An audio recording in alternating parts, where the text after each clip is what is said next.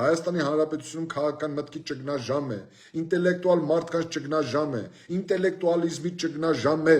Խորհրդարանում, սիրելի բարեկամներ, որտեղ չեն գեներացվում գաղափարներ, որտեղ չի ձևավորվում պետության քաղաքական օրակարգը,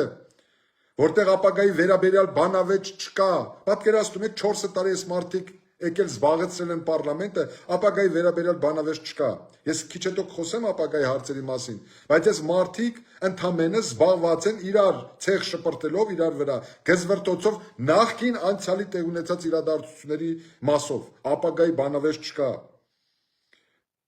Եվ քանի դեռ չկա այդ բանավեճը, մենք ականատես ենք լինելու այսպիսի գզվրտոցների։ Սիրելի բարեկամներ, սա չի խոսում պետության որակի էական փոփոխության մասին, ճիշտ հակառակը, մենք գործ ունենք մի դժգույն իրականության հետ, որը պետք է հնարավորինս արագ սրբագերել։